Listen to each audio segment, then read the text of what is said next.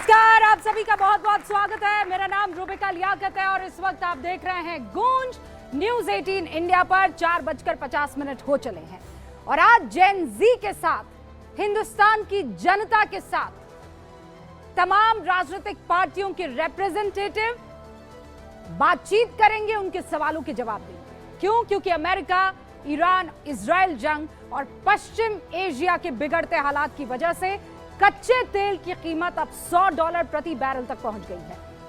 Russia के president Vladimir Putin इस जंग की वजह से जो हालात पैदा हुए हैं और जो वैश्विक स्तर पर हालात बने हैं, उसकी तुलना किसी और से नहीं, कोविड से कर रहे हैं। भारत सरकार ने आगे के हालात को संभालने के लिए पेट्रोल डीजल पर लगने वाली जो एक्साइज ड्यूटी है उसको घटा दिया है। पेट्रोल पर लगने वाली एक्साइज ड्यूटी 13 की जगह 3 रुपए कर दी गई है, जबकि डीजल पर 10 रुपए की जगह 0, यानी अब कोई भी ड्यूटी नहीं। इस कदम से कंपनियों पर बढ़ते बोझ को रोकने के लिए कहा जा रहा है एक मुफीद स्टेप होगा, ताकि आम जनता पर बोझ ना पड़े। लेकिन इन सब के बीच सियासत अपने पूरे रफ्तार पर है। दुनिया भर में पैदा हुए हालात का उस पर कोई असर नहीं पड़ा है। किस पर? सियासत पर। गैस के मामले में ऐसी ही सियासत के चक्कर में देश में पैनिक बाइंग और उसके बाद पैदा हुई परेशानियां दिख रही है। आंकड़े इसकी तस्दीक करते हैं। कैसे 55 लाख सिलेंडर प्रतिदिन बुकिंग वाला देश एक दिन के अंदर बुकिंग पहुंचा देता है 88 लाख तक। इसके बाद भी सोशल मीडिया के शेर बाज नहीं आते हैं। कभी कच्चे तेल की कमी की अफवाह उड़ाई जाती है, पेट्रोल पंप पर लंबी लंबी कतारें दिखाई जाती है। बंगाल में ममता बनर्जी ने कह दिया कि केंद्र सरकार लॉकडाउन लगा सकती है। सच्चाई क्या है? सरकार साफ कह चुकी है, ऐसा कुछ नहीं होने वाला। 60 दिनों का रिजर्व इस वक्त हमारे पास मौजूद है। परेशानी की कोई बात नहीं है, सरकार कह रही है। आगे की तैयारी भी हमारी हो रही है, परेशानी की कोई बात नहीं है। लेकिन इसका मतलब यह नहीं है कि वैश्विक संकट नहीं है। हाँ है, लेकिन इस वक्त जब विपक्ष को और सरकार को साथ खड़े होना चाहिए था, ताकि आम जनता परेशान ना हो, अफवाह का बाजार बड़ा ना हो। लेकिन यहां सियासत चरम पर है। इस पूरे मुद्दे को कोई यूं ही नहीं जाने देना चाहता। कांग्रेस के ऑफिशियल सोशल मीडिया हैंडल से पता है आपको क्या पोस्ट किया गया? सरकार पर तंज करते हुए लिखा गया, न्यू इंडिया कतार में है। 2 तस्वीरें हैं, आपको दिखाई दे रही हैं। न्यू इंडिया कतार में कैसे? एक जगह पेट्रोल की लाइन लगी हुई है, दूसरी जगह सिलेंडर के लिए लाइन लगी हुई है। लेकिन वो ये नहीं बता रहे हैं कि ये कतार गैस तेल की कमी की वजह से नहीं है, बल्कि अफवाह की वजह से। दोनों में बहुत अंतर है। कमी है, आपको अपने घर पर उसकी पूर्ति करनी है, इसीलिए आप लाइन में खड़े हैं, ये अलग बात है। और अफवाह फैल गई है कि कमी है और आप लाइन में जाकर खड़े हो गए हैं, इसमें अंतर है। कांग्रेस किसी और से नहीं तो अपने सहयोगियों से इसकी जानकारी ले लेती तो शायद ये पोस्ट ना होता। आपको जम्मू कश्मीर के मुख्यमंत्री उमर अब्दुल्ला का एक बयान सुनना चाहिए। वो खुद सोशल मीडिया के अफवाहबाजों से परेशान है। सुनिए क्या कह रहे हैं जम्मू कश्मीर के मुख्यमंत्री।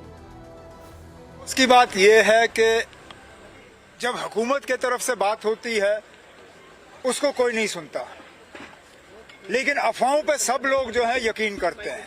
मरकज की हुकूमत ने भी वक्तन फवक्तन हालात का जायजा लिया है और कहीं पे भी राशनिंग या इस्तेमाल की कमी की हिदायत नहीं दी गई है। तो उमर अब्दुल्ला को आपने सुना, इतने नाराज हैं कि उन्होंने कहा कि लोग अगर अपने दिमाग का इस्तेमाल करना शुरू नहीं करते हैं तो पेट्रोल पंप को बंद कर देंगे, ताकि जबरदस्ती की परेशानी ना खड़ी हो। लेकिन इन सब के बावजूद अफवाह फैलाने वालों को कोई फर्क नहीं पड़ रहा है। कांग्रेस तो मौजूदा हालात में सीधे प्रधानमंत्री पर हमले का मौका ढूंढ लाई है। कांग्रेस प्रवक्ता सुप्रिया श्रीनेत को मनमोहन सिंह याद आ रहे हैं। वो मनमोहन सिंह का वो बयान कोट कर रही हैं जिसमें मनमोहन सिंह कह रहे थे, प्रधानमंत्री के रूप में नरेंद्र मोदी इस देश के लिए आपदा साबित होंगे। लेकिन कांग्रेस उसी मनमोहन सिंह सरकार के दौरान जब ऐसे वैश्विक हालात पैदा हुए तो देश का क्या हाल था वो नहीं बता रही है। कांग्रेस सरकार के दौरान जब मंदी की वजह से दुनिया में क्रूड ऑयल के दाम बढ़े तो 2004 में दिल्ली में 35 रुपए 71 पैसा प्रति लीटर बिकने वाला पेट्रोल 10 साल में 71 रुपए 41 पैसा प्रति लीटर पहुंच गया। 2 गुने से भी ज्यादा दाम 10 साल में बढ़े। और ये तो दिखने वाले आंकड़े हैं, खेल इसके पीछे और भी हुआ है। तेल के बढ़ते दाम से परेशान मनमोहन सिंह सरकार ने 2005 से 2010 के बीच ऑयल बॉन्ड जारी कर दिए थे, यानी एक तरह का क्रेडिट कार्ड जिसका इस्तेमाल करके तेल कंपनियां तेल खरीदती रही और उसका भुगतान बाद के लिए टाल दिया गया। और फैक्ट यह है कि उस क्रेडिट कार्ड का लिमिट ब्याज मिलाकर लगभग 2,35,000 करोड़ रुपए तक पहुंच गया और इसका भुगतान उसी नरेंद्र मोदी के नेतृत्व वाली सरकार ने किया जिसे मनमोहन सिंह आपदा बता रहे थे कि अगर ये प्रधानमंत्री बने तो आपदा। आखिरी किस्त तो इसी मार्च महीने में दी गई है, आखिरी किस्त उसकी, यानी जब वैश्विक हालात बेकाबू थे तो मनमोहन सरकार ने तत्कालिक रास्ता अपनाया, दीर्घकालिक रास्ता अपनाया। भारत में पेट्रोल और डीजल के दाम दोगुने हुए, उसके बावजूद मौजूदा हालात में आज की तारीख तक, अब तक तो देखिए आप जो देख रहे हैं वेइंग स्केल पर देखिए, तराजू पर तौलिए, समझ में आएगा। आज की तारीख तक पेट्रोल और डीजल के दाम नहीं बढ़े हैं। संकट का कारण भी घरेलू नहीं है बल्कि 3 देशों की लड़ाई है जिस पर भारत की सीधा दखल अंदाज नहीं है। और इसीलिए आज गूंज में बड़ा सवाल ये कि क्या अफवाह फैलाकर सियासी फायदे से ज्यादा देश का नुकसान नहीं हो रहा है? क्या मौजूदा वक्त में सरकार और विपक्ष को एकजुट होकर जनता के साथ खड़ा नहीं रहना चाहिए?